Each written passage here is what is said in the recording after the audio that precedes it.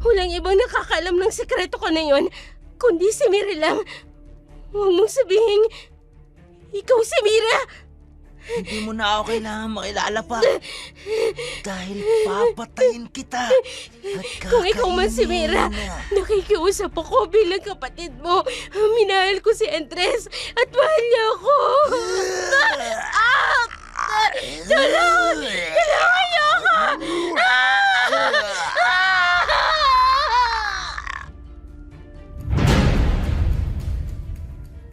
Ang kasal ay isang sagrato na tanging makapaghihiwalay lang ay ang kamatayan.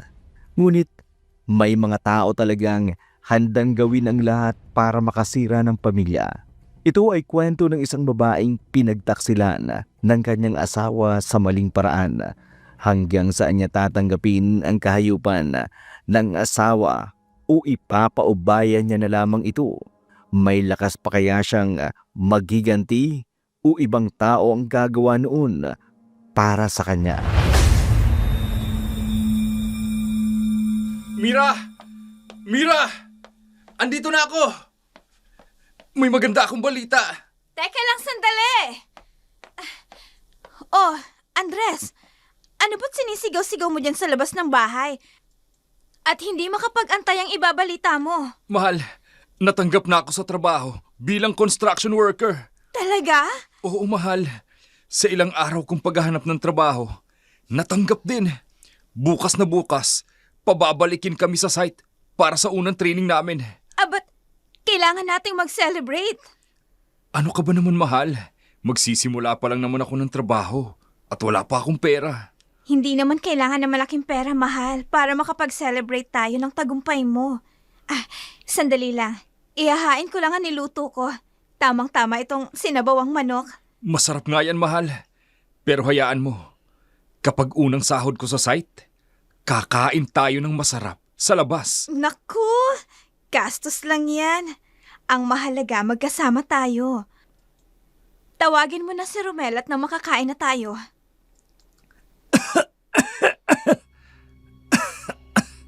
Anak, ayos ka lang ba? Hindi mo ginalaw ang pagkain mo. Ayos lang ho ko, inay. Malakas naman po ako. Mauubos mo na yata yung manok. Pero di mo naman kinakain ng kanin, anak. Mas mahalaga pa din na may laman ang kanin ng tiyan mo. Nasarapan lang po ako sa luto nyo. Kaya hindi ko po magawang kumain ng kanin. Sigurado ka ba, anak? Inuubo ka pa. Baka lumala yan kapag nagpalipas ka ng gutom. Mawawala din po yan, inay. Masyado kasing mainit kahapon sa field namin. Tapos biglang umulan. Ano ka ba, mahal? Hayaan mo ng bata. Nagbibinata na tong anak natin. Kaya nagpapaganda ng katawan at ayaw tumanda. Naku, Romel, tumigil ka nga. Ang bata pa ng anak ko eh. At nag-aaral pa lang yan, kaya wag kung ano-anong ilalagay mo sa utak niyan.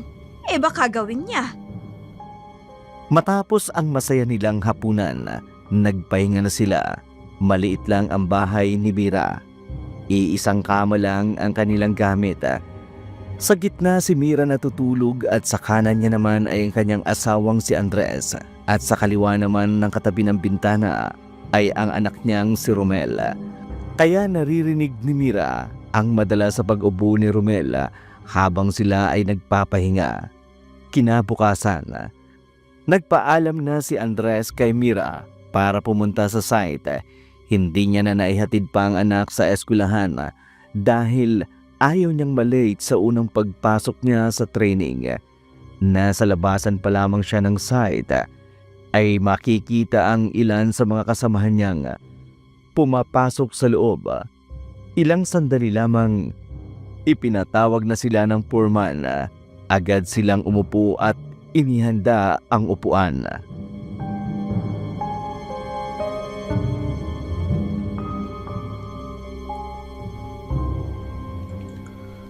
Magandang araw sa inyo. 34 kayo na pinabalik para sa unang pag-iensayo. Lahat ng mga biodata ninyo ay ipasa na sa ating head. Ibig sabihin lang nun, ay tanggap na kayo sa trabaho at magsisimulang mag-training ngayong araw. Pero huwag kayong mag-alala dahil may sahod pa rin ang training ninyo hanggang sa 3 araw ng inyong training. Ha? Sino kaya yung babaeng yan? Kanina pa tumitingin sa akin. May pakindat-kindat pa. Ay, tumigil ka nga, Andres. May asawa ka na. Pero maganda siya. Hindi. Mas maganda ang asawa ko. Makinig kayo. Dahil wala ang may-ari na nagpapagawa ng building na ito, ay ako ang titingin sa mga trabaho ninyo. At kasama ko ang unika iha ng mga Echavez. Leia Echavez. Oh, iho. Ayos ka lang ba? Aba, di pa tayo nagsisimula. Inuubo ka na. Wala ho ito. Nasamid lang naman po ako. Pasensya na po. So, ako si Leia Chavez, ang magiging boss ninyo hanggang matapos kayo. Tawagin niyo akong ma'am. Naiintindihan niyo? Opo, ma'am. Opo, ma'am. Opo, ma'am. Good. Magsimula na kayo ngayon. Sasahod kayo at marami pang benepisyo ang naghihintay sa inyo kapag nagtagal kayo sa trabaho. Bakit ba palagi itong tumitingin sa akin? May dumi ba ako sa mukha? Napapangiti siya kapag tinititigan ako. Nakakapangilabot naman ang babaeng to. Pero maganda siya. Pagkatapos ng kanilang meeting ay pumunta sila sa kanya-kanya nilang pwesto sa site. Si Andres, doon inilagay sa pinakadulo ng site kasamang isang lalaking medyo may edad na. Hindi masyadong nagsasalita ang matanda, kaya naiilang si Andres na makipag-usap doon. Nag-focus na lamang siya sa kanyang trabaho. Habang nagbubungkal ng lupa si Andres, nilapitan siya ni Leia na ikinabigla naman ang pagbulong nito sa kanya.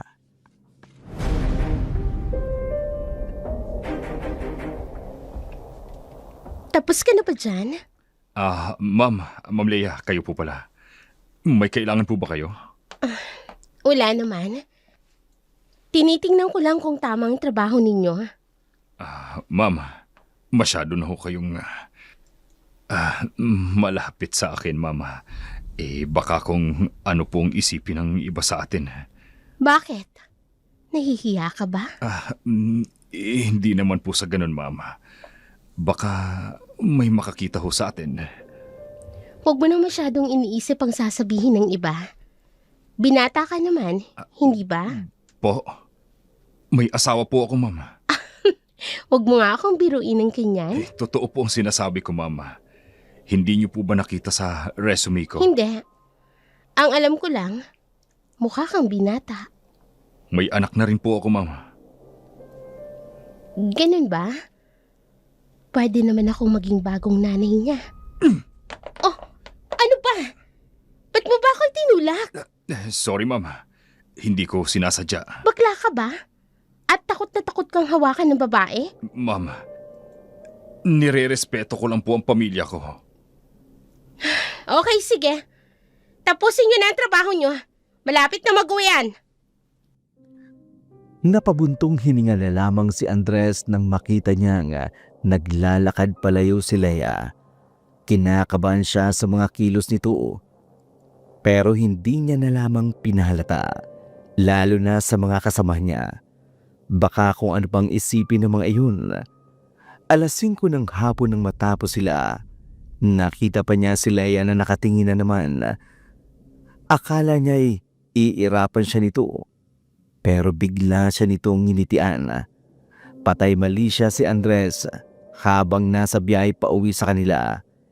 Inabot ng ilang minuto ang biyahe bago man siya makapasok sa loob ng kanilang bahay. Narinig niya na ang mahinang ubo ni Romel. Buti naman at nandito ka na. Kanina pa kita hinihintay. Ano nangyari, mahal? Mula dun sa labas, naririnig ko ang pag-ubo ni Romel. Yun na nga sasabihin ko sa'yo eh. Hindi na biro ang pag-ubo ni Romel.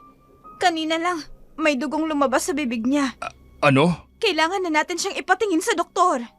Mahal, wala pa tayong pera. Kailangan pa ba ng pera para dalhin sa ospital ang anak natin? Hindi madali ang sinasabi mo. Ang mahal magpa-doktor ngayon. Madadaan naman siguro yun sa herbal na gamot.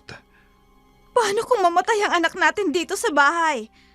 Mag-isip ka ng paraan para makadilihensya ng pera. Saan ako kukuha ng pera? Alam mo namang kapapasok ko lang sa trabaho, di ba? Hindi ko na alam ang gagawin ko. Pwede ba? Kumalma ka. Eh paano nga kung kakalma kung ganito ang sitwasyon ng anak natin? Hindi mo ko naiintindihan dahil ina ako. Mira, ama din ako. Tatay ako ng anak natin. Hahanap ako ng paraan bukas. Masama ang loob ni Mira na pumasok sa kwarto. Sinundan naman siya ni Andres, ngunit hindi niya na ito pinansin. Nakahiga na si Mira sa kama at nagtalukbong ng kumot. Walang nagawa si Andres, kundi ang respetuhin ang galit ng kanyang asawa. Kinabukasan, nagising na lamang si Mira. Wala na si Andres. Nang bumangon ito, hinanap niya ang kanyang asawa. Hindi siya sanay na hindi siya ginigising nito, pero alam niyang may kasalanan din siya para na rin hindi lumaki pa ang kanilang pagtatalo. Lumipas ang ilang oras habang naglalabas si Mira. Isa-isa niyang inaamoy ang damit nila Romel.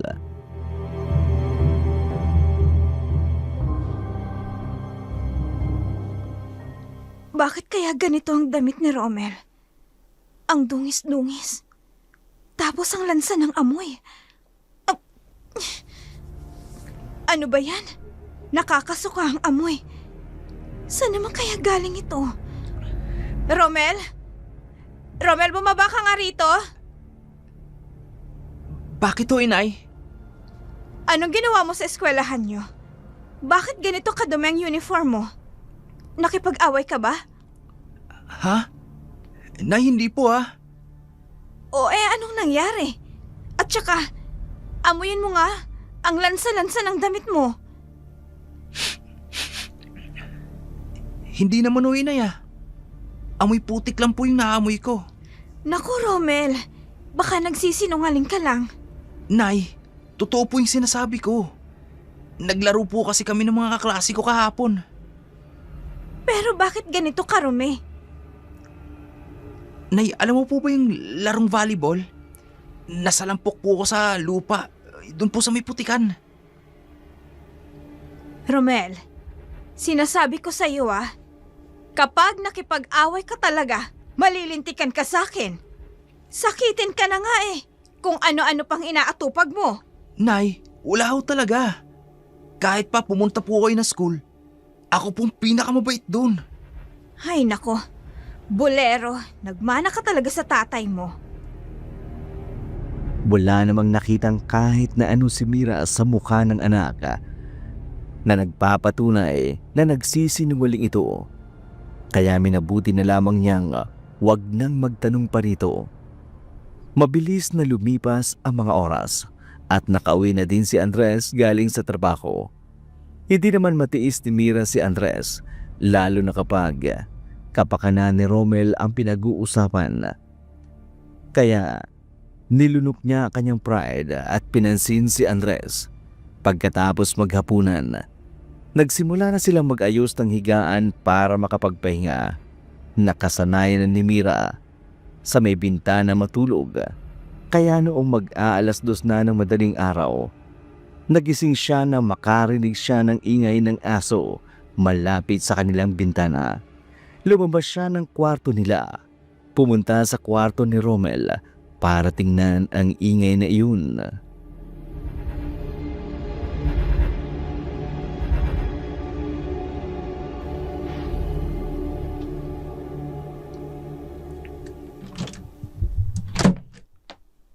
Anak? Romel? Nay, ano po ginagawa niyo rito? Tinitingnan ko lang kung ayos na ba ang pakiramdam mo. Okay naman po ako, Nay. Hindi niyo na po kailangan mag-alala. Matulog na po kayo ulit. Bakit gising ka pa pala? Kasi po, hindi ako nakatulog dahil po sa ingay ng aso. Ano namang hinahanap mo dyan sa labas? Yung aso po, Inay. Ay, naku anak. Huwag kang lalapit sa mga aso dyan sa labas. Hindi natin alam kung anong klase ng aso sila. Hindi naman po, Inay. Tinitingnan ko lang po kung ano yung ginagawa nila. At kung bakit po sila kumakahol na madaling araw. Ibig sabihin lang nun, may nakikita sila na hindi natin nakikita. Naniniwala po ba kayo sa aswang, Nay? Oo naman. Pero hindi pa ako nakakakita ng aswang. Kapag ba nakakita kayo ng aswang, ano po gagawin nyo? Ay nako, papatayin ko anak. Mga salot ang mga aswang na yan. Eh hindi gagawa ng mabuting mga yan. Oh, Romel anak, ayos ka lang ba? Okay lang po, Inay. Nasamid lang po ako sa laway ko. Ay nako, o sige na, magpahinga ka na. Eh baka lumala pa yung sakit mo eh, kapag hindi ka natutulog ng maayos. Siya sige na, huwag ka nang magpupuyat. Opo, Inay. Matutulog na rin po ako. Madalas napapansin ni Mira kay Romel pero hindi niya ito binibigyan ng kahulugan. May tiwala siya sa anak at alam niyang hindi ito gagawa ng kahit na ano. Matapos ng pag-uusap nila bumalik na si Mira sa kanyang kwarto at natulog. Kinabukasan, lumala pa ang karamdaman ni Romel. Mas dumami ang tigong lumalabas sa bibig niya kumpara noong mga nakaraang araw.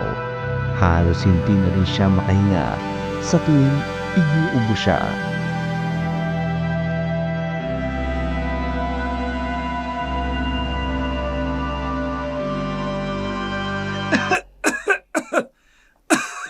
Romel, anak, dadalhin ka na namin sa ospital.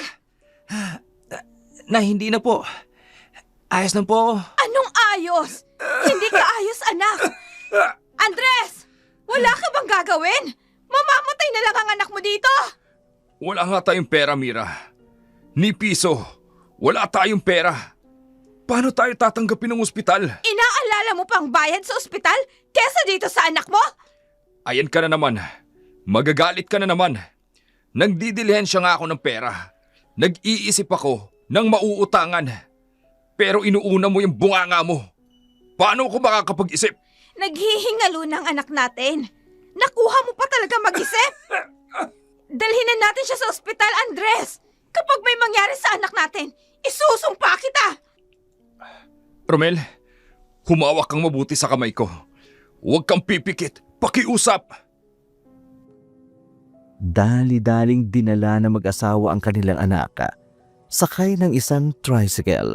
Hindi naman gaanong malayo ang ospital sa kanilang bayan. Kaya mga 5 minuto lang, narating na nila ang ospital. Inalalayan ni Andres ang kanyang anak habang si Mira naman ay patuloy na umiiyak. Pinaupo si Romel ng isang nurse sa wheelchair, saka dinala sa emergency room. Hindi na sila pinapasok sa loob, kaya habang naghihintay sila ng resulta ng doktor, mula sa palabas ng telebisyon, may narinig silang balita.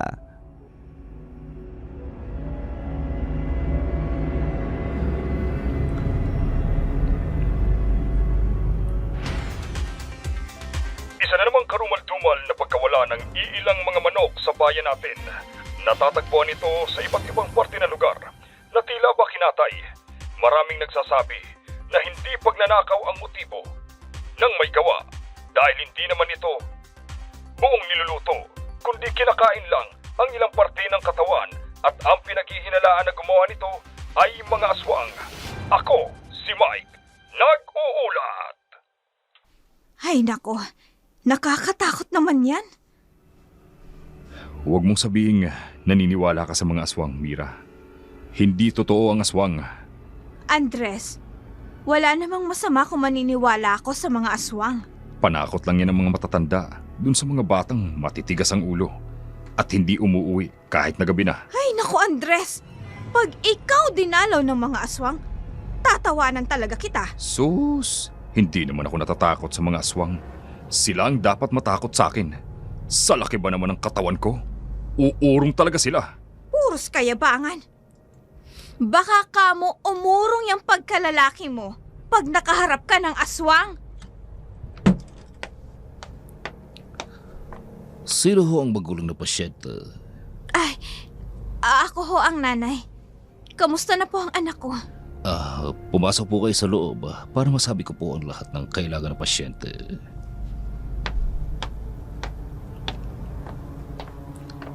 Tatapatin na kita, Mrs. Sa gayon, maayos naman ang lagay na pasyente dahil nadala agad siya sa ospital. Kaya lang, lumalala na ang kanyang sakit.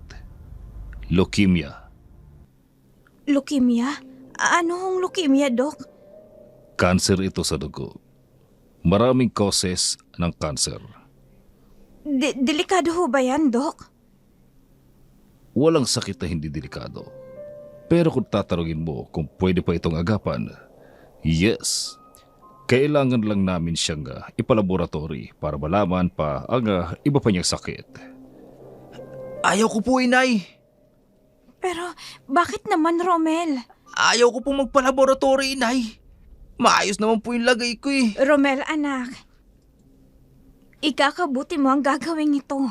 Basta ayaw ko po, inay. Takot po ako sa injection eh. Hayaan na muna natin ang bata. Ito na lang ang kailangan niya ng mga gamot, Mrs. Ito na rin ang pills. Maiwan ko na muna kayo. Bukas sa tanghali ay ang follow-up check-up natin sa kanya. Diyos ko, ang laki ng bill. Saan tayo kukuha ng ganitong halaga?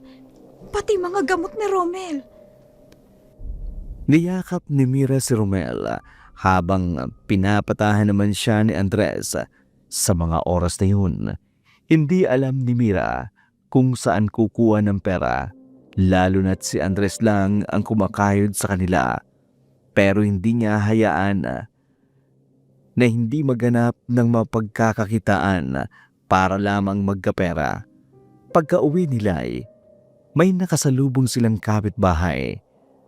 Naglakad lamang kasi sila pa uwi dahil wala silang perang pamasahe.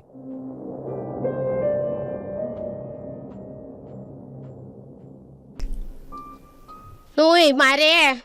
Saan kayo galing? Isinugod namin si Romel sa ospital. Lumalala na kasi ang ubo eh. Naku, Mare, mag-iingat kayo ha. May nakita kasi akong parang manok na napakalaki sa bubong ninyo nung isang gabi. Manok? Di ko alam kung manok yon, basta may pakpak. At saka ang sabi-sabi naman sa balita, may gumagalang aswang. Ay, Mare, nakakatakot naman yan. Hindi ko alam kung maniniwala ako sa aswang. Pero siguro, kapag nakakita na ako, saka na ako maniniwala. Ay, siya, sige, Mare. May dadaanan pa ako eh. Hoy, pasensya na ha kung wala akong may abot sa pangpapagamot ni Romel. Naku, ayos lang yun. Ay, sige. Baka naman naniniwala ka sa pinagsasasabi ng babaeng yun. Hindi naman siguro masama yun. Kung wala siyang nakita. Ay naku, Mira. Atupagin mo na lang ang pagpapagamot sa anak mo. Kesa maniwala ka sa chismis na may aswang. Ano bang problema mo? Ikaw nga ang dapat na maghanap ng paraan para makabili tayo ng gamot ni Romel. Pero hanggang ngayon, wala ka pa ding inaabot sa akin kahit na piso. Wala pa kaming sahod. Sinubukan kong kausapin ang amo kong babae. Pero kailangan daw, sa tatay niya ako magpaalam. Ay nako, baka naman iba palagi ang inaatupag mo imbis na trabaho. Anong pag-iisip yan, Mira? Imbis mag-isip ka ng paraan para magkapera at tulungan mo ako. Paano naman ako makakahanap ng trabaho, Aber? Di walang magbabantay sa anak natin. Isa pa, obligasyon mo kami. Oo, alam kong obligasyon ko dahil ako ang haligi ng tahanan. Pero Mira, hindi ako tumatay ng pera. Kumakayod ako para sa atin. O di so isusumbat mo yan sa akin. Lahat ng naitulong mo noon at ngayon, isusumbat mo sa akin lahat. Ngayon na may trabaho ka na. Hindi naman sa ganun. Ang akin lang, Imbis magtulungan tayo kung paano makakahanap ng pera, kaysa mag-away. Ay, naku, ewan ko. At tupagin mo ang paghahanap ng pera para sa follow-up check-up ni Romel. Sa mga sandaling iyon, ang kapakanan lamang ni Romel ang iniisip ni Mira. Kahit nakapagbitiw na siya ng masasakit na salita kay Andres, ang gusto niya lang ay magsumikap ito para sa anak. Mabilis namang lumipas ang mga oras. Pinainom muna ni Mira ng gamot ang anak, ngunit pinalabas siya nito kapag ibinibigay na sa kanya ang gamot. Hindi na makita ni Mira kung iniinom ba talaga ni Romel ang gamot, lalo pat hindi pa din humuhupa ang sakit nito at patuloy na lumalala. Kinabukasan, nakita ni Mira si Andres na nag-aayos ng gamit para magtrabaho agad. Siya namang lumapit dito.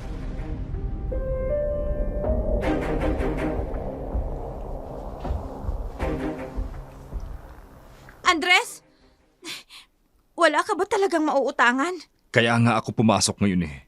Susubukan ko ulit manghiram dun sa amo ko. Hindi ako mangangako dahil iba naman ang dating sa'yo. Bakit ba naman kasi? Ang anak natin ang nadapuan ng sakit na yan. Pwede namang ako. O kaya ikaw. Mira, ano ba? Siguro nga ang anak natin ang nadapuan ng sakit kesa tayo. Kasi tayo makakapagtrabaho. Eh ang anak natin, nag-aaral pa siya. At sa tingin mo, kaya niyang huminto sa pag-aaral at magtrabaho para may pambili tayo ng gamot? Nag-iisip ka ba? Pero wala na akong maisip na paraan. Gulong-gulo na ako, Andres.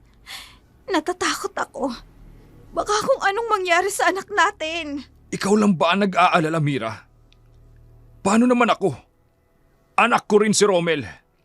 At kung ano man ang nararamdaman niyang sakit, mas doble ang nararamdaman ko na pag-aalala. Parang hindi niya kasi iniinom ang gamot niya. Hindi ko pa siya nakikitang umiinom ng gamot. Anong ibig mo sabihin? Kapag kasi binibigyan ko siya ng gamot niya, pinapaalis niya ako. Bakit kasi hindi mo hintayin makainom siya ng gamot bago mo siya iwan? Pinapalabas niya nga ako. E paano ko makikita? Ay nako, ang tigas din ang ulo ng batang hinano. Hayaan mo, at ako ang makikipag-usap. Paano gagaling kung hindi naman iinumin ang gamot?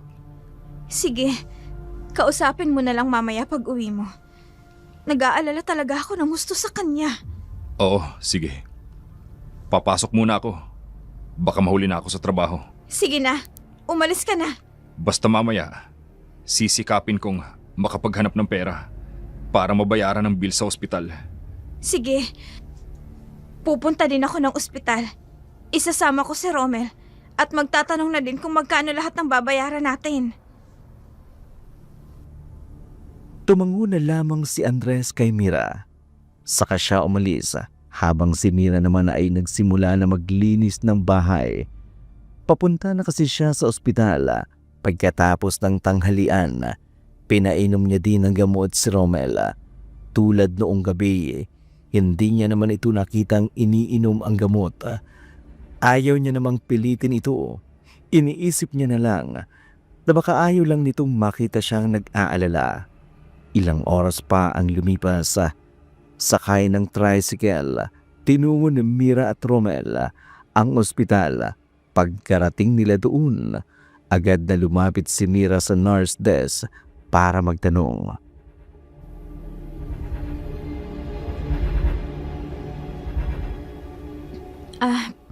Magandang araw ho. Itatanong ko lang ho sana kung magkano na ho ang bill ni Romel magsalang. Saglit lang, titingnan ko. Ma'am, nakauwi na po pala ang pasyente kahapon? Oo ho. Pinayagan kasi kami ng doktor saka follow-up check-up na din po ngayon. Eto ho siya oh. Ganun ba? Ayon kasi dito sa record, nabayaran ng lahat ng bill ninyo mula kahapon, pati na ang follow-up check-up niya. Ho? Pero Paano nangyari yun? Naku, miss, baka ho nagkakamali lang kayo. Romel Magsalang ho. Baka ibang Romel ang tinutukoy ninyo, miss. Rommel Magsalang nga po. Paano po nabayaran? Hindi pa nga ho kami nagkakapera. Kaano-ano mo si Andres Magsalang? Asawa ko ho. Bakit ho? Ayon po rito, siyang nagbayad ng bills. Pati ng follow-up check-up niya ngayon. Sigurado ho kayo? Opo, ma'am. Pumunta po siya dito kanina at nagbayad. Sige na po, pumasok na po kayo para sa follow-up check-up ng anak ninyo. Sige ho, miss. Salamat. Ayaw na munang isipin ni Mira kung saan kukuha ng pera si Andres. Nagpapasalamat din siya at wala siyang alalahanin pa na pambayad sa ospital.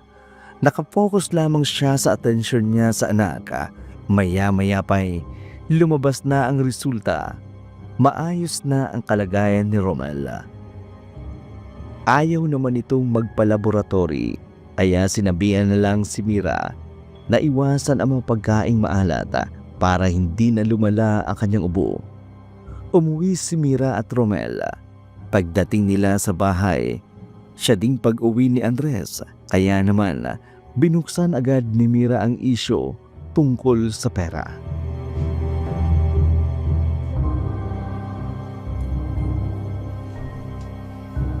Andres, nabayaran mo na pala ng buo ang ospital? Pati ang follow-up check-up ni Romel? Oo. Dumaan ako doon kanina para bayaran. At wala ka nang aalalahanin pa. San galing ang pera? Bakit itinatanong mo pa? Wala kang dala kahit piso kanina. Kaya gusto kong malaman kung saan ang galing ang perang ipinangbayad mo sa ospital. Di sa trabaho. Huwag kang magsinungaling. Sa susunod na linggo pa ang sahod mo. Hindi ba pwedeng maging masaya ka na lang at nakahanap ako ng pera para pambayad sa ospital? At nang hindi mo na ako pagsabihan na wala akong naiambag sa pagpapa-ospital kay Romel. Masama bang magtanong kung saan galing yung pera? Na baka galing sa pagnanakaw o ano pa? Ha? Sigurado ka bang dyan sa mga binibintang mo, Mira? Sana lang, hindi ka gagawa ng masama, Romel. Dahil hindi kaya ng konsensya ko na galing sa masama ang pinangbayad mo sa ospital bill ng anak natin. Pinagdududahan mo ba ako? Wala akong sinasabing ganon. Pero yun ang pinapahiwatig mo. Marangal akong tao, Mira. Alam mo yan. At hindi ko gagawin ang mga nasa isip mo. Wala na tayong bayarin. Ang isipin mo na lang ang kalusugan niya at mga ipinagbabawal sa kanya ng doktor. Sandali nga. May tinatago ka ba sa akin? Wala. Bakit ka umiiwas? Tinatanong lang naman kita ng tungkol sa pera. Tsaka, ano yung nasa leeg mo? Lipstick yan Aminin mo nga sa akin. Niloloko mo ba ako? Ano bang pinagsasasabi mo? Hindi lipstick yan. Ano yan? Pwede ba, Mira? Pagod ako sa trabaho. Tapos, ito pa ang madaratnan ko. Kung ano-ano na lang ang binibintang mo sa akin. Napakasinungaling mo talagang lalaki ka! Ano ba? Hindi ka ba titigil? Sabihin mo sa akin, saan galing yung pera? Umutang ako sa amo ko. Huhulog-hulugan ko na lang sa sahod. Okay na? At yung sinabi mong lipstick, hindi yan lipstick. Nagpipintura kami kanina. Sinong niloko mo? Bahala ka kung ayaw mo maniwala. Nakakapagod na. Pagod na ako sa trabaho. Pag-uwi ko, ito pa yung bunganga mo naman ang sasalubong sa akin. Dahil napakasinungaling mo! Pag hindi ka tumigil, yung mga binibintang mo sa akin, tototohanin ko. Nakakasawa na yung bunganga mo. Natahimik si Mira matapos sinabi ni Andres. Pumasok si Andres sa kanilang kwarto habang si Mira ay hindi makapaniwala sa narinig. Ilang sandali lang, lumabas ng kwarto si Romel at umupo sa sala. Kasama niya si Mira. Hindi na kasi lumalabas si Andres matapos ng pagtatalo nilang dalawa ni Mira. Binuksan ni Mira ang TV para makinig ng balita. Bumungad agad sa kanila ang balita tungkol sa aswang.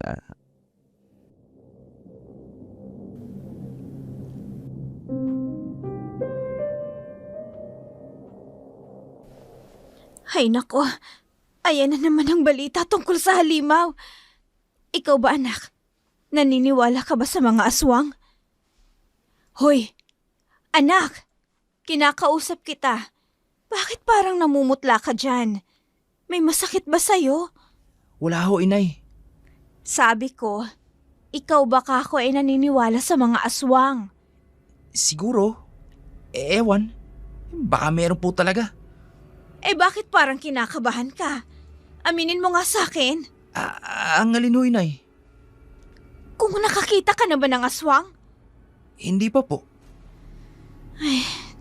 Kaya ikaw, pagkatapos ng klase, umuwi ka kagad. Huwag ka kung san-san pumupunta. Dahil alam mo ng panahon ngayon, delikado na ang lugar natin. Baka mamaya niyan ikaw pang madiskitahan ng mga aswang. Sakitin ka pa naman. Hindi ka makakatakbo ng mabilis. Kayo po ba, inay? Takot po ba kayo sa aswang? Abay, oo naman. Walang taong hindi takot sa aswang. Paano po kapag nakakita po kayo ng aswang? Ano pong gagawin nyo?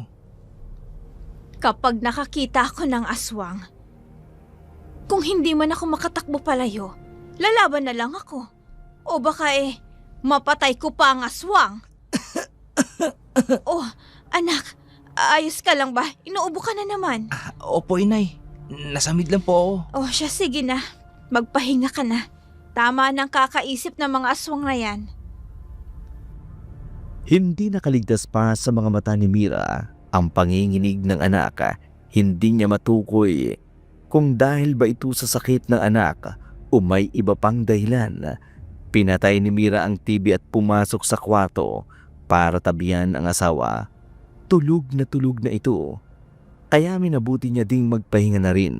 Kinabukasan, gaya ng kanilang nakagawian, pumasok na sa trabaho si Andres, samantalang hinihintay pa ni Mira na magpaalam si Andres. Masama pa din kasi ang loob nito. Wala namang nangyari buong maghapon hanggang sumapit ang gabi. Habang nasa pagkainan ang pamilya ay may napansin si Mira. Romel, hindi mo na naman ginalaw ang pagkain mo. Busog pa po ako, inay. Busog? Ano bang kinain mo at nabusog ka? Tapos ang dami mo pang kinuhang karne. Nagdadahit lang po ako, inay. Ay nako, hindi solusyon ng karne sa pagdadayat, anak. Isa pa, nakakasama yan sa kalusugan mo. Oh, heto kanin. Kumain ka. Ayan ang kainin mo, tsaka itong gulay. Huwag puro karne. Busog nga po kasi ako, inay. Hindi nga pwede, anak. Kailangan mong kumain. Dahil iinom ka pa ng mga gamot mo. Oh, alam mo bang yung katigasan ng ulo mo ang nagpapahamak sa'yo? Inay, ayoko nga pong kumain ng kanin. Hindi nga pwede, anak. Gusto mo bang gumaling? Opo. Di kung ganun, kumain ka ng gulay at saka ng kanin. Para bumalik ang lakas mo. Si nanay naman ang kulit.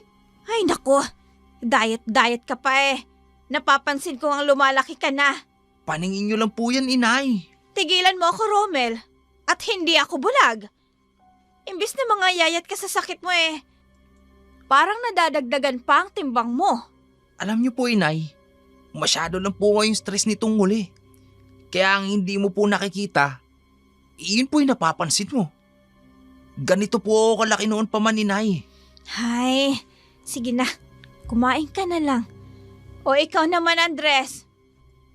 Hindi mo din ginagalaw ang pagkain mo. Kaya nagmamana sa'yo ang anak mo.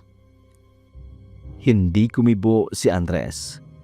Nanatili lamang itong tahimik na kumakain. Matapos ng hapunan nila ay naglikpit na si Mira ng hapagkainan. Bago siya tuluyang magpahingay, dinaanan pa niya ng gamot si Romel. Tulad ng araw-araw ay pinapaalis kaagad siya ni Romel pagkaabot ng gamot. Wala namang nagawa ang ina kundi ang lumabas na lamang at pumasok sa kanyang kwarto. Humiga si Mira, nakatingin sa kesame. Ilang sandali pa hindi niya namamalayan na nakatulog na siya. Nagising siya sa ingay ng mga aso sa labas. Kaya takatakang hindi malang nagising si Andres, gayong malapit lang ang pinanggagalingan ng ingay ng mga aso. Nauuwaw si Mira kaya naisipan niyang pumunta sa kusina at nagulat siya sa kanyang nakita.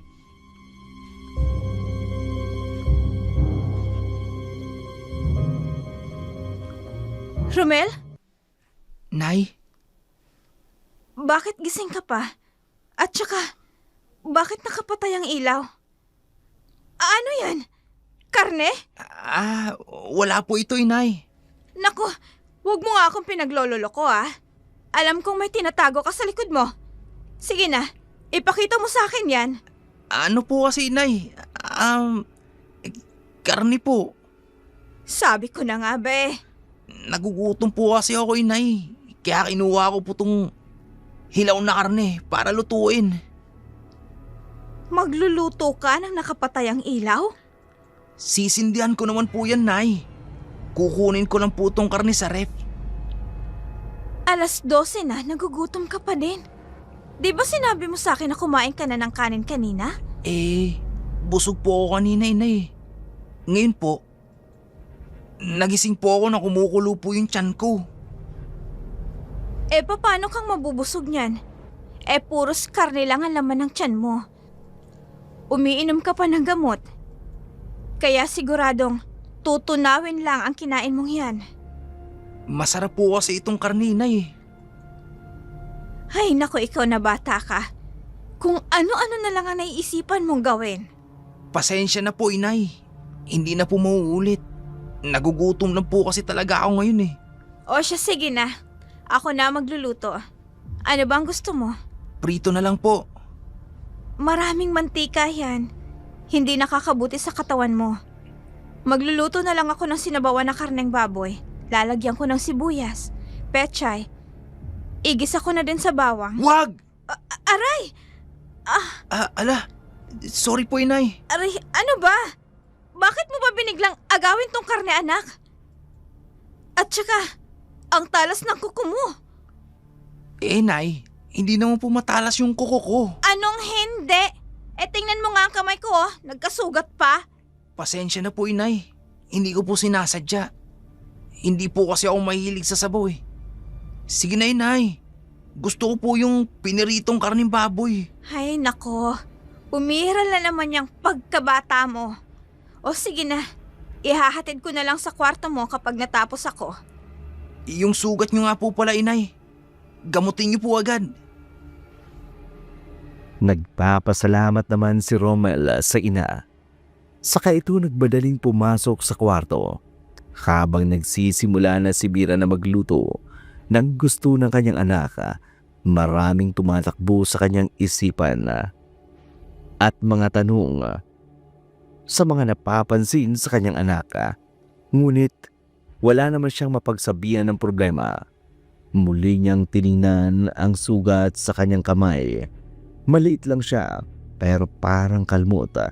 Katakataka kung saan nanggaling ang gayon. Nakita nga niya ang maliit na kuko ni Romel. Si Andres naman, hindi niya makausap tungkol sa anak. Dahil sa pagbabantay ni Mira kay Romel, wala na silang masyadong oras. Tila ba, ang pagsasama nila ay bigla na lang ng lamig. Katulad na lamang ng isang gabi, hindi nagtagal ay umuwi si Andres. Ilang oras pang hinintay ni Mira, hindi pa rin ito umuwi. 11:00 na ng gabi at naisipan ni Mira na magsarado ng pinto para matulog. Ngunit narinig niya ang motorsiklo ni Andres kaya agad niyang binuksan ang pintuan. Nakita niyang bumaba ito sa motor at iika-ikang naglakad na tila balasing hawak ang kanyang braso.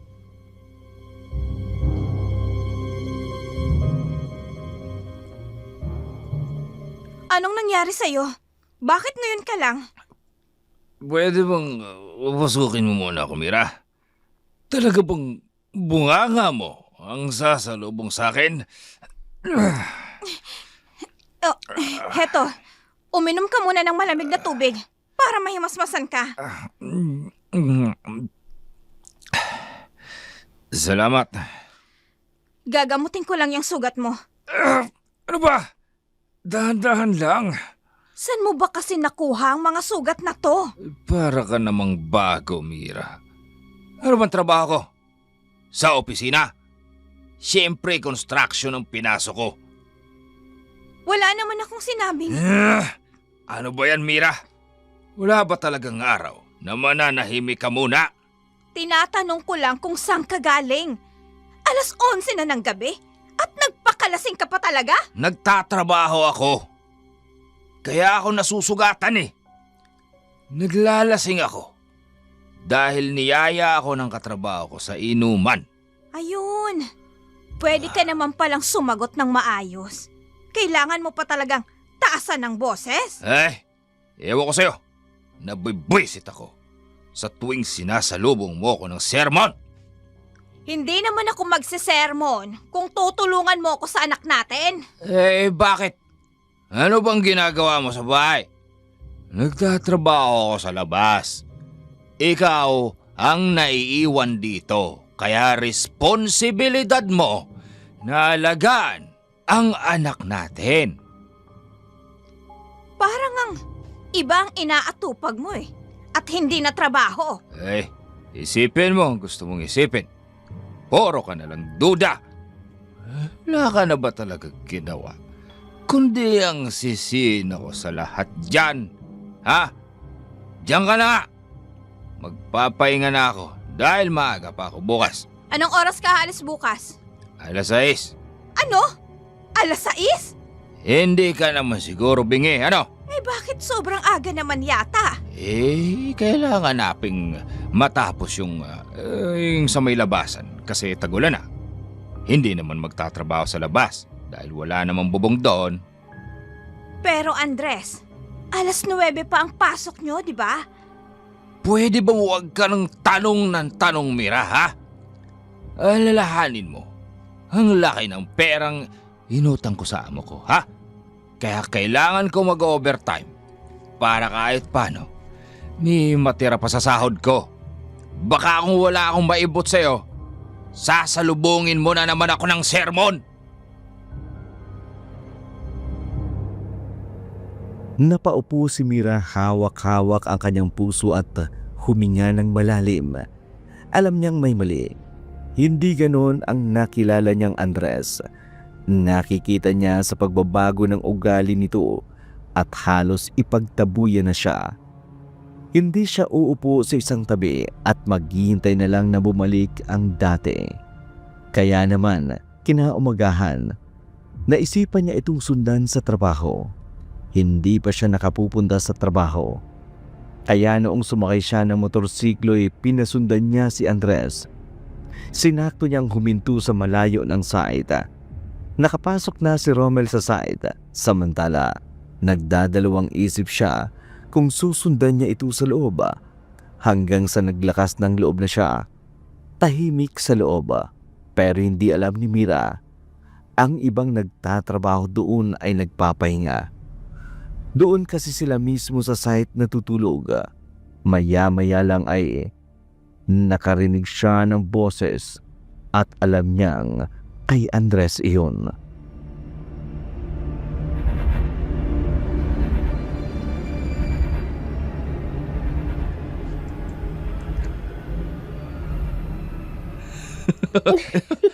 Nakakakiliti. Baka mamaya niyan, magising pa mga katrabaho ko. Hayaan mo sila. Ay, Namiss na kiti. kagabi nga lang magkasama tayo eh. Tapos mamimiss mo ko agad. Minuto kitang namimiss.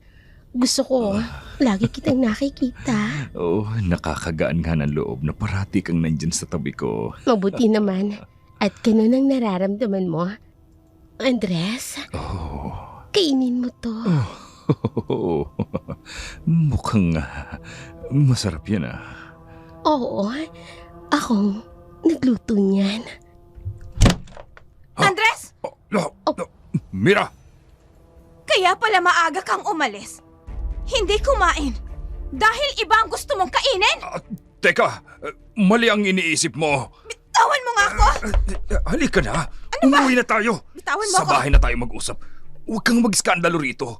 Baka magising mga katrabaho ko. Nakakahiya. Nahihiya ka! Nahihiya ka sa kababuyan na ginagawa nyo! Mas maigi nga na marinig nila! Huwag mo nga akong hawakan! Tumabi ka dyan! So, ikaw pala ang kabit ng asawa ko? Anong klaseng linta ka? At kung makakapit sa asawa ko, ha? Mira, ano ba? Nakakahiya. Ang dami nang nakikiusyoso. Ano ba? Ano ba sinabi ng bitawan mo ako? Ano? Bakit hindi ka makapagsalita, ha? Hindi mo ba alam na may asawa na ang lalaking ito? At talagang sa trabaho pa kayo naglalampungan? Teka lang. Ako lang naman ang amo ni Andres. Kaya wala kang karapatan na pagsalitaan ako ng ganyan. So ikaw pala ang amo ng asawa ko? Na inutangan niya ng pera? Bakit? Magkano mo ba nabili ang asawa ko? At halos wala na siyang oras sa pamilya ko? Alam mo, pwede kitang ipakulong sa mga sinasabi mo. Wala kang ebidensya. Sapat lang narinig ko. At hindi ko na kailangan pa ng kahit anong ebidensya. Pwede ba? Huwag kang mag-iskandalo rito. Nahihiya ka bang marinig ng mga tauhan mo? Na hindi lang trabaho sa construction ang inaatupag mo, kundi trabaho bilang asawa. Tumahimik ka na. Hindi magandang tingnan sa isang babae na sumusugod na lang basta-basta. Hindi ako tatahimik. Dapat lang na malaman ng ibang tao kung gaano ka kalandi para agawin ang asawa ko. Baka ayaw ng asawa mo sa babaeng iskandalosa. Kaya naghanap siya ng iba. O ano? Ha? Natahimik ka? Baka ayaw sa'yo ni Andres at sa akin niya nahanap ang trabaho bilang asawa. Kaya pwede ba? Bago ka susugod dito, alamin mo muna kung ano ang totoong nararamdaman ni Andres para sa akin. Ang kapal naman ng mukha mong babae ka. Kabit ka lang. Tandaan mo yan. Kayo! Makinig kayong lahat. Ang babaeng ito ay kinabit ang asawa ko. Umalis ka na rito. Kung hindi, tatawag ako ng pulis. Sige, tumawag ka ng polis. Akala mo ba matatakot ako? Hindi porket mayaman ka at kaya mo nang bilhin ng korte? Papabor sa akin ang batas dahil kerida ka lang. Anong sabi mo? Ano ba? Bitawan mong buhok. Pawiin mo ang sinabi mo. Pawiin mo ang sinabi mo! Hindi ko babawiin dahil totoong kabit ka! Marami ang nakiusisa at marami din ang umawat ng suguri naman ni Mira si Leia. Sobrang nakahihiya ang iskandalo na yun. Lumabas si Mira sa side. Nakita ang motor ni Andres. Nagulat siya dahil may gasgas ang mga ito. Ito ang unang pagkakataon na may gasgas ang kanilang motor at hindi lang basta gasgas. Dahil parang kinalmot siya ng matalas na kuko. Gusto sanang sirain ang motor pero pinigilan niya ang sarili niya at umalis na lamang ng site. Pagdating niya sa bahay, hinanap niya agad si Romel, ngunit hindi na ito nakita. Nasa loob pala ito ng kwarto at hindi ba ito lumalabas simula nang umalis siya. Nabalitaan niyang muli ang aswang na umatake sa mga hayop at mga batang nawawala. Lumipas ang buong araw. Nang masama pa rin ang loob ni Mira sa asawa, kinuha niya ang mga gamit ni Andres. Saktong narinig niya ang motorsiklo nito.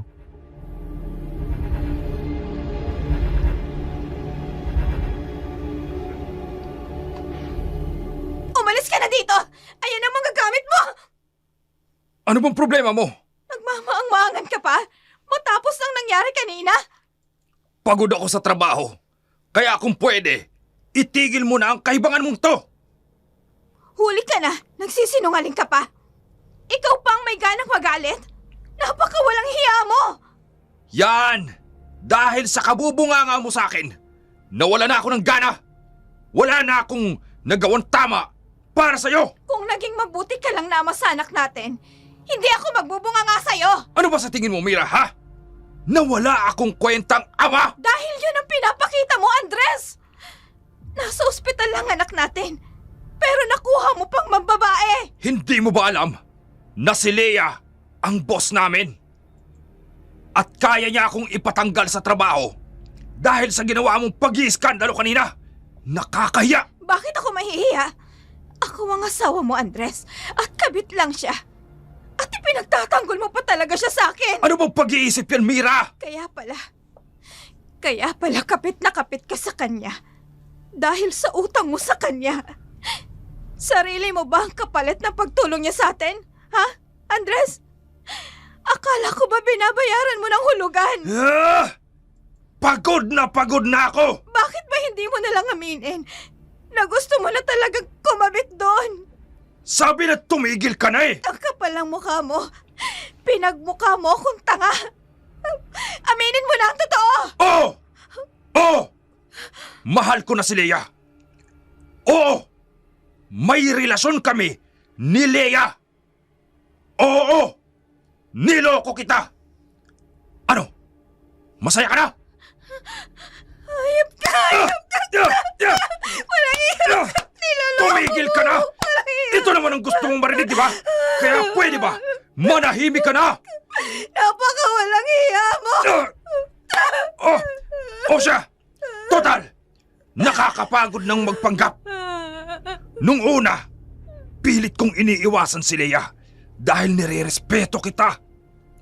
Pero sa araw-araw na palagi mo kong inaaway, pinagsasabihan ng masasakit na salita, andun si Leia sa tabi ko. Mga bagay na dapat asawa ang gumagawa, na ikaw dapat ang gumagawa. Pero hindi. Kasi inuuna mo ang pansarili mo. At ako pang may kasalanan! Masisisi mo ba ako? Kung hindi ko mahanap sa'yo ang pag-aaruga ng asawa at nahanap ko sa iba, tigilan mo na si Leia. Wala siyang kasalanan dito. At ginusto ko na may mamagitan sa amin. Napakahayop mo! Oo! Hayop na kung hayop! Ganyan kaliit ang tingin mo sa akin, Mira. Pinapalayas mo naman ako. Ang mabuti pa, maghiwalay na tayo. Andres! Bakit ba? Andres! Ikaw naman ang may gusto nito, di ba, Mira? Lahat ng ginagawa mo para layuan kita. Ikaw ang nagtulak sa akin palayo sa'yo. Saan ka pupunta? Pupuntahan mo ang kabit mo, ha? Magsasama na kayo! Wala ka nang pakialam kung saan ako pupunta. Mas mabuti pang maghiwalay na lang tayo. Hindi mo to magagawa sa akin, Andres! May anak tayo! Isipin mo ang sarili mo. Ang mga pagkukulang mo bilang asawa bago mo ko husgahan. Pagsisisihan mo to, Andres. Sinusumpa ko! Hindi kayo magiging masaya! Naupo si Mira habang umiiyak. Pinalayas niya si Andres. Kani-kanina lang, pero hindi ibig sabihin nun itutuloy nito ang gusto niyang ipaglaban siya nito. Ngunit mas pinili ni Andres si Leia. Lumabas si Romel sa kanyang kwarto dahil tahimik pala siyang nakikinig. Niyakap niya ang kanyang ina na ngayon ay walang tigil sa kaiiyak. Lumipas ang mga araw. Simula nang umalis si Andres sa kanilang bahay. Pero masakit pa rin kay Mira ang paglayo ng asawa. Gusto niya itong bawiin pero naghahanap siya ng tiyempo. Naaawa din siya. Alam niyang nasasaktan ang anak niya simula nang maghiwalay sila ng kanyang asawa. Nay, iniisip mo pa rin ba si tatay? Hindi ko maiwasan, anak. Hindi ako sanay na wala ang tatay mo dito. Bakit di mo siya pinaglaban, inay? Tayong pamilya niya. Hindi ganun kadali, anak. Hindi natin hawak ang buhay ng tao. Nagsawa siya sa akin. Kaya naghanap siya ng iba na hindi niya na nakita sa akin. Pero nay, nasasaktan po kayo eh. At ayaw kong nakikita kita nasasaktan. Tanggapin na lang natin, anak, na hindi na babalik ang tatay mo. Hindi, nay. Babawiin natin si tatay. Asawa mo siya. Kasal po kayo sa mata ng mga tao. At lalong-lalo na po sa mata ng Panginoon. Kamatayan lang makakapaghiwalay dito. Alika nga dito, anak. Masyado ka pang bata para makisali sa away naming mag-asawa. Ang mabuti pa, lulutuan na lang kita. Ano ba ang gusto mo? Gusto ko po ng karne, Nay. Aba, napapadalas ang pagkain mo ng karne, anak ha. Lalo kang tumataba. Yun po kasi talaga yung gusto ko, Nay. Ayoko po ng kanin. Sige, pero huli na to Sa susunod, kailangan mo nang lagyan ng kanin ng ulam mo. Buti sana kung gulay ang kinakain mo. Nauubos na nga ang karne ng baboy at karne ng manok sa ref natin. Kakakain mo ng ganyan. Last na po, Inay. Kakain na po ako ng kanin bukas. Siguraduhin mo lang, anak. Isang kapapasok lang po balita. Ayan na naman. Palagi na lang aswang ang laman ng balita. Kailan ba mawawala ang aswang na yan? Salot sila sa bayan natin. Anak? Oh, inuubo ka na naman. Napano ka? Tubig po, Inay. Oo, sandali. Heto. Ano ba yan? Palagi ka na lang nasasamid. Inuubo lang po ako, Inay. Ilang araw ang lumipas. Hindi na lumabas si Romel sa kwarto. Nag-aalala naman si Mira tuwing tinatawag niya kasi ito para kumain ay palagi na lang itong busog. Wala naman siyang susi ng kwarto kaya hindi niya makita ang lagay ng kanyang anak. Maayos naman sila noong huling pag-uusap nila tungkol kay Andres. Anak, lumabas ka na Ilang araw ka nang hindi lumalabas sa kwarto mo. Ano ba ang problema mo? Nay, hayaan niyo po muna ako. Hindi mo maiaalis sa akin bilang isang inang mag-alala, anak.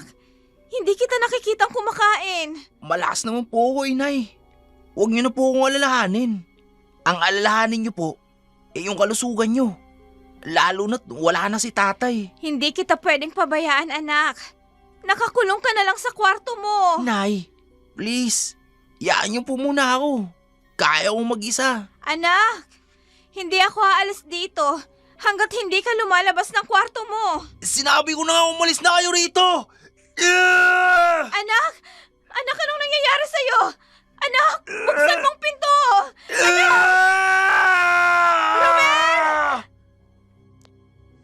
Bigo pa din si Mira marahil hindi siya pinagbubusan ng pinto ni Romel. Ang mga tunog na kanyang naririnig ay kakaiba. Hindi pangkaraniwan. Nakatatakot.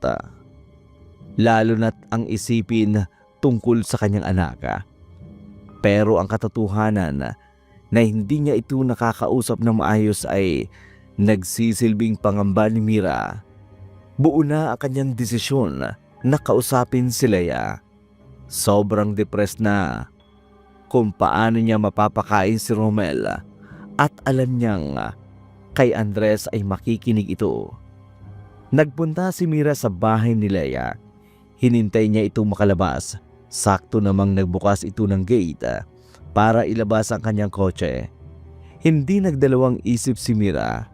Agad siyang lumapit doon para naman kausapin. Anong ginagawa mo dito? Leia, Tumayo ka. Bakit ka lumuluhod sa harapan ko? nakikiusap ako sa'yo. Kakalimutan ko ang lahat ng pagkakamali niyo ng asawa ko. Pakiusap. Ibalik mo lang siya sa akin. Di ba ikaw ang nagpalaya sa kanya? Bakit ngayon hahanapin mo pa ang asawa mo? Nadala lang ako ng galit ko. Pero hindi ko kayang masira ang pamilya namin. Leia, dalaga ka pa. May panahon pa para magbago. Makakahanap ka ng lalaking walang sabit na magmamahal sa'yo. Hindi ka na mahal ni Andres. At kahit anong gawin mo, hindi na siya babalik sa'yo.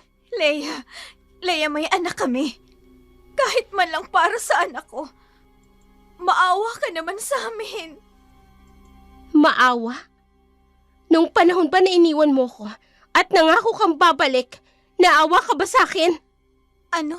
Nagmakaawa ako sa'yo na balikan mo ko sa ampunan. Pero ilang araw, linggo, buwan at taon, hindi mo ko binalikan. Tapos ngayon magmamakaawa kang ibalik ko ang asawa mo. Hindi kita maintindihan. Hindi mo ba ako nakikilala? Ate! Ako lang naman si Leia na iniwan mo sa ampunan. 20 taon ang nakakaraan. Leia, ikaw ba yan? Hindi kita nakilala. Paano mo nga ba ako makikilala? Ilang taong kang nawala. Kinupkup ako ng mayayamang tao. Hindi mo alam ang hirap na dinanas ko bago ako naging ganito kayaman. Leia, patawarin mo ako. Hinanap kita. Binalikan kita, pero hindi na kita nakita pa doon. Sinungaling! Ilang taon ako naghintay sa'yo. So, plinano mo ba ang lahat ng to? Oo, tama ka. Dahil hindi mo ako binalikan, ako ang naghanap sa'yo. Parte ng plano ko ang lahat. Ang mapasakin ng asawa mo para maramdaman mo ang sakit. Para magmakaawa ka lang na balikan. Ano? Masakit ba? Leia, hindi rason ang pag-iwan ko sa'yo para lang sirain mo ang buhay naming pamilya. Wala akong pakialam.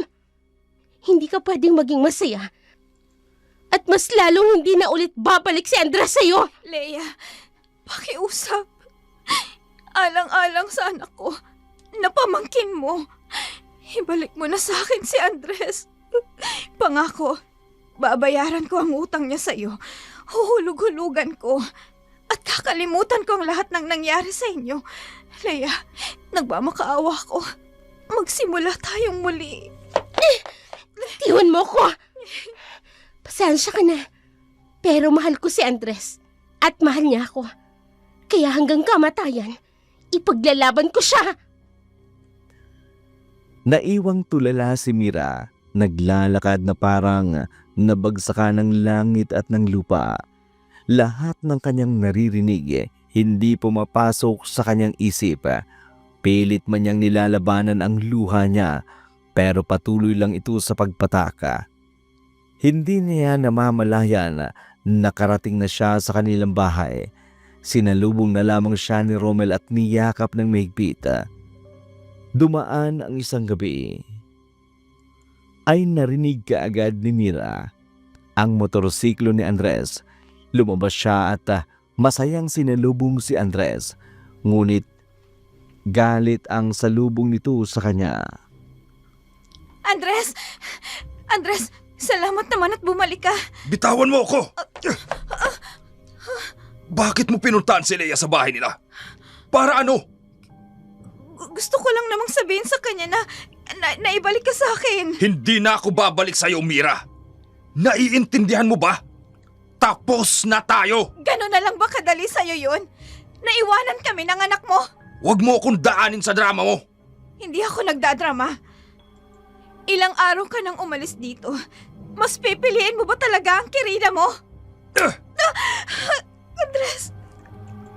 Huwag na huwag mong tatawaging kirida si Leia!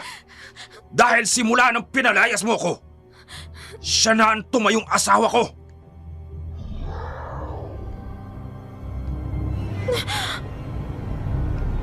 Ano yun? Hindi ko alam. Andres, natatakot ako. Pumasok ka na sa loob. Aalis na ako. Pasok! Andres, ano yung mga yan? Hindi ko nga alam. Kaya tumahimik ka at pakikinggan natin. Hindi kaya totoong may mga aswang. Mira! Andres! Ang dilim! Wala akong makita! Saglit. Bakit ganun? May liwanag naman sa kapitbahay natin. Bakit sa atin wala kuryente? Andres! Ang dilim! Andres, tulungan mo ako! Naghahanap ako ng kandila. Diyan ka lang muna. Huwag kang maingay. Andyan lang sila sa paligid. Sinong sila? Yung mga aswang. Nakita mo ba? Hindi. Pero nararamdaman ko na nandito lang sila. Anong gusto nila sa atin? Anong malay ko, Mira? Alam mo, kasalanan mo to eh. Sigurado ako, galit ang mga aswang sa mga sinungaling at manloloko na katulad mo. Bakit napunta na naman sa akin ang usapan tungkol sa mga aswang? Dapat ikaw ang lapain ng mga aswang dahil napakababaero mo. Ayan, sige, tawagin mo pa. Nanlapain ka ng mga aswang! Ang gabing yun ay tila ba bumalik sila noong pagkabinata nila. Noong mga panahong nililigawan pa lamang ni Andres si Mira. Pero alam nilang hindi na pwede. Hindi na tulad ng dati ang pagsasama nila. Nagpalipas na lamang ng gabi si Andres sa bahay ni Mira. Sa sala natulog si Andres dahil alam niyang hindi naman sila magkakasundong dalawa. Kinabukasan, hindi na naabutan pa ni Mira si Andres. Baka sa mukha niya ang pagkalungkot. Akala niya sa nangyari noong gabi, babalik na sila sa dati. Pero hindi yun ang inaasahan ni Mira. Lumipas pa ang mga araw. Kumayod si Mira. Naglabada siya sa mga kapitbahay para lang may kainin. Isang gabi, hinanap ni Mira si Romel dahil wala ito sa kwarto niya. Romel? Romel, nasan ka? Nasaan na kayang batang yun? Naku, baka lumabas na yan. Baka kung ano pa ang mangyari sa kanya, hahanapin ko na lang siya sa labas. Miss? Miss, anong nangyayari? Bakit kayo tumatakbo? May halimaw! May halimaw! Kung ako sa'yo, iligtas mo na yung sarili mo. Hindi ka sasantuhin ng aswang. Sige na po, takbo na! Ha? Teka, pero hinahanap ko ang anak ko. Bahala ka! Basta ililigtas ko ang sarili ko!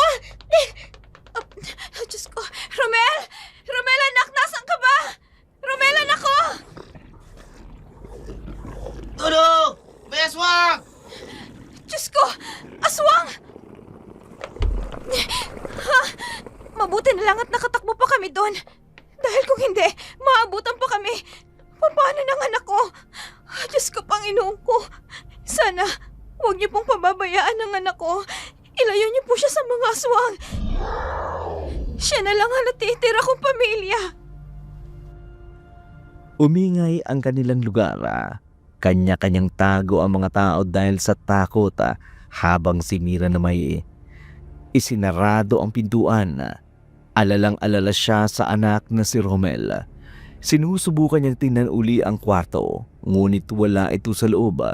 Nagbabaka sakali siyang baka nasa kwarto nila ni Andres, pero wala ito doon. Wala pa ding hinto ang sigaw at takbuhan sa labas.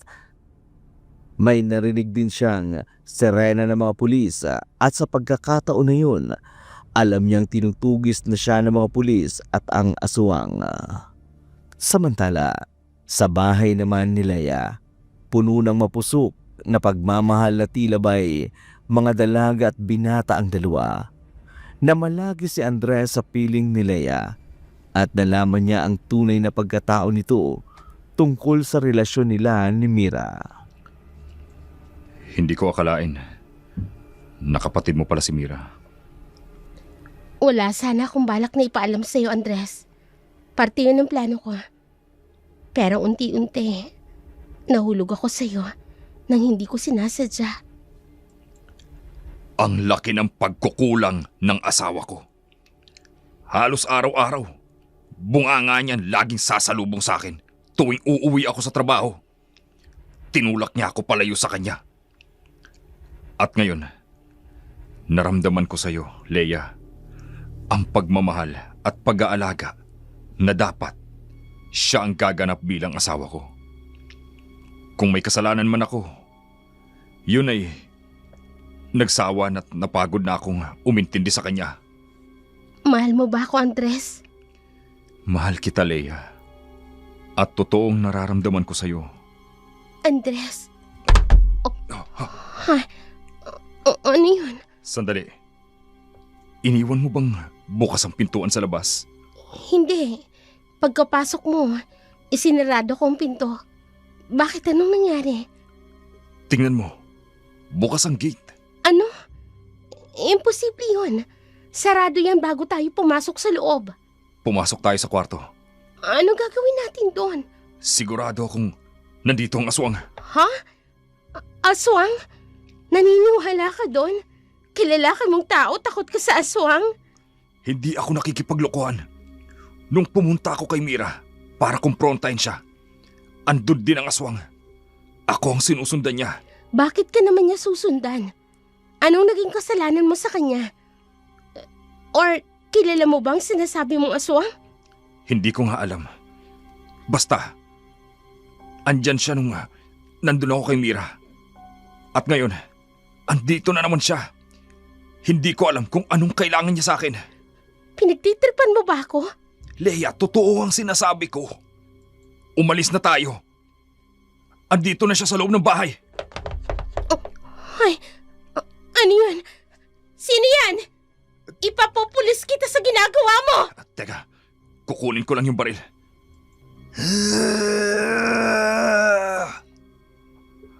Anong kailangan mo sa amin?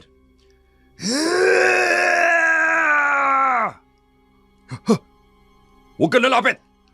Kundi babarilin kita! Sinabi na huwag kang lalapit! Yeah!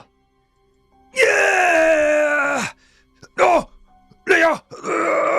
Tulungan mo ako! Andres! Leia! Barilin mo! Ano? Sorry! Pero natatakot ako eh! Hindi kita kayang tulungan! Leia! Saka na! Huwag mo akong iwan! Patawad, Andres. Mahal kita. Pero mas mahal ko ang sarili ko. Kaya ililigtas ko ang sarili ko. Anong klaseng halimaw yun? Yun na nga bang sinasabi nilang aswang? Oh. Ano yun? Hindi kaya... Nasundan niya ako. Teka, nasaan ang susi ng kotse ko? Naiwan pa yata sa bahay. Hindi ako pwedeng umuwi. Nandun ang aswang at papatayin niya ako. Kapag nakita niya ako, kailangan ko humingi ng tulong. Saan ka pupunta? Layuan mo ako! Sino ka ba? Parang awa mo na! Sinira mo ang pamilya namin. Magsasama kayo ng laki mo sa impyerno. Parang awa mo na! Ayoko pang mamatay! Dapat sa mga mamatay. Sarap kumain ng preskong karne ng Huwag mo lalapit! Please, ibibigay ko ang lahat ng kailangan mo. Lahat ng ari-arian ko, lahat ng pera ko, lahat ng meron ako. Huwag mo lang ako papatayin. Walang Pakiusap, silbi sa akin ang pakiusap. yaman mo. Dahil ang totoong kayamanan ay pamilya. Ang pamilyang sinira mo dahil sa galit at inggit.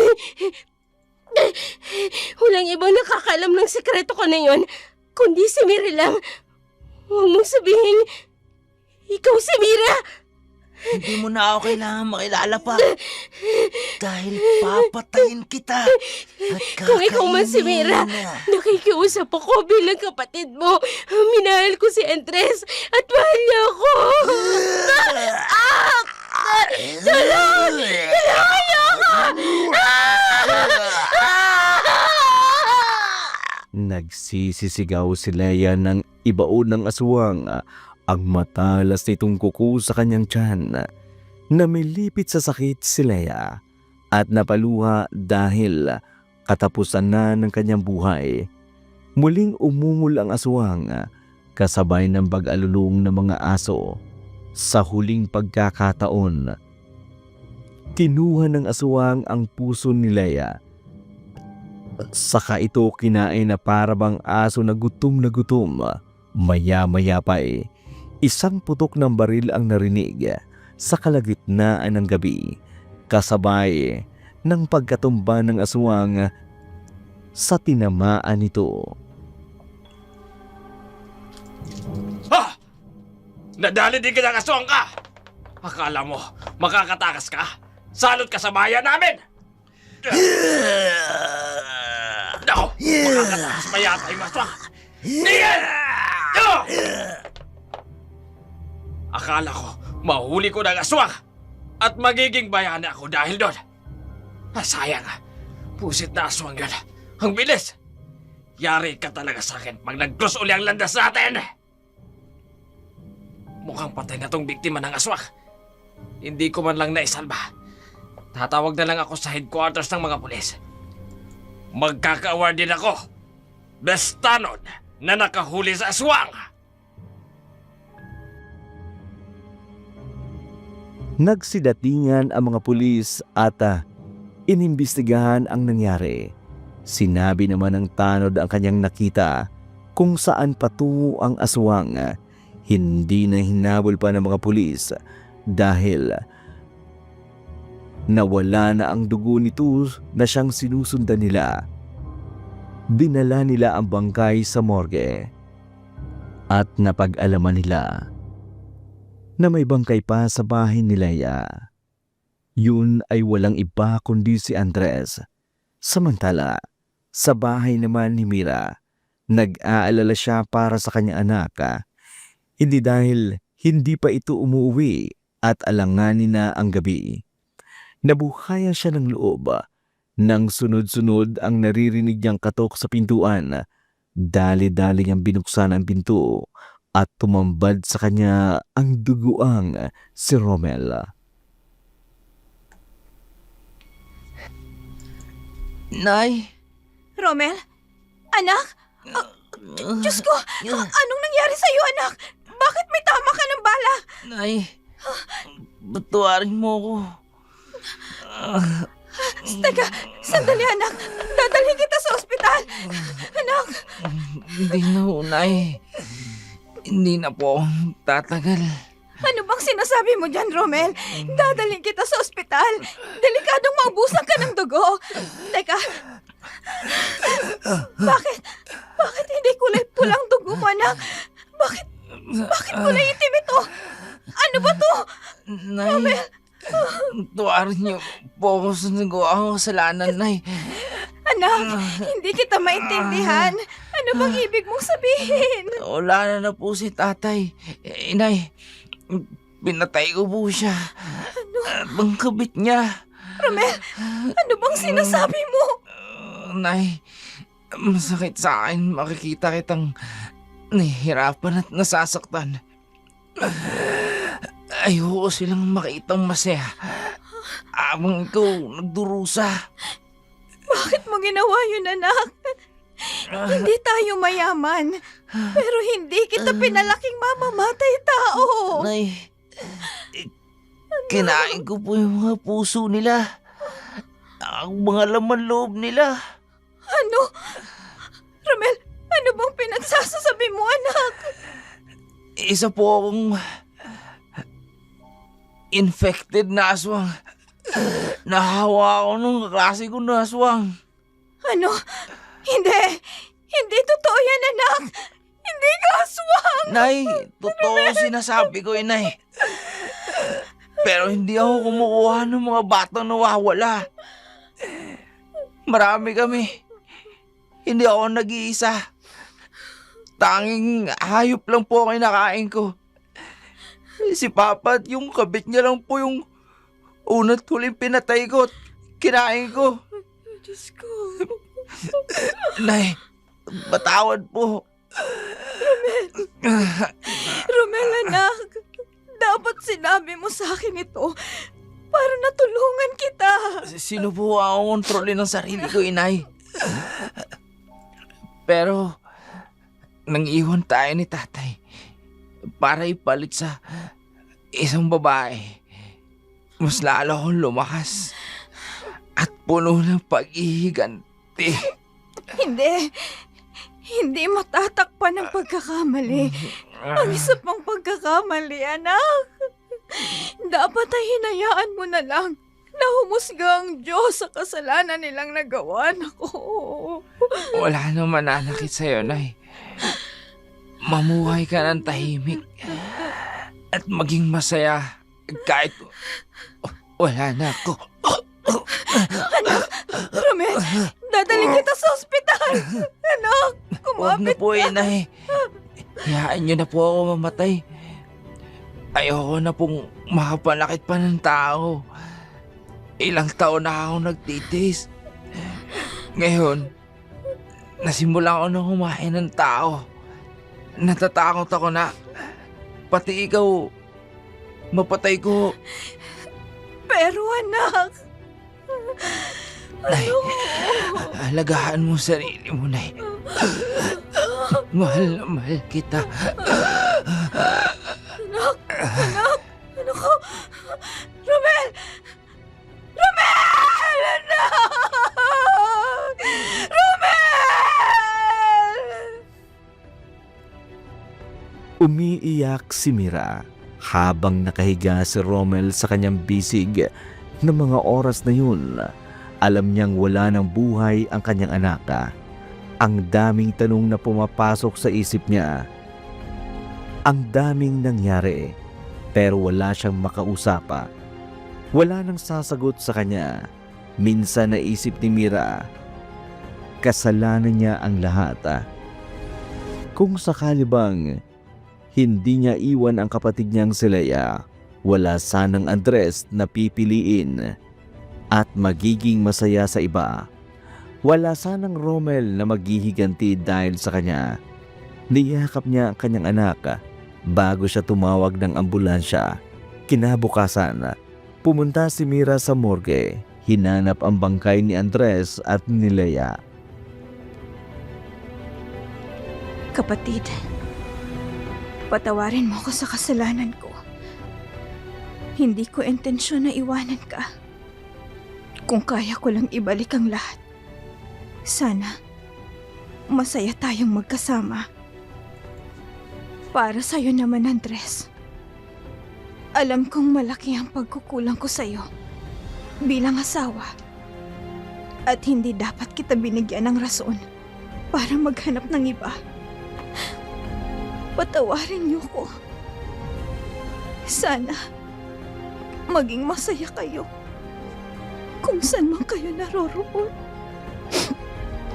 At gabayan niyo ako sa bagong yugto ng aking buhay. Sana maging pamilya pa tayo sa kabilang buhay. Masakit man ang mawalan ng mahal sa buhay. Napag-alaman ni Mira na ang dating kaklase ni Romel, ang siyang matalik niyang kaibigan, ay nag-alok sa kanya na maging isang aswang. Kapalit noon, tutulungan siya sa kanyang mga aralin para makapasa. Mahina sa pag-aaral si Romel, sakitin at ayaw niyang ma-disappoint ang kanyang mga magulang dahil sa hindi niya maipasa ang kanyang grado. Pumayag si Romel sa alok ng matalik na kaibigan at nang ganap na siyang aswang, kinontrol niya ang kanyang sarili sa umaga. Lumalabas siya sa gabi kasama ang kanyang matalik na kaibigan.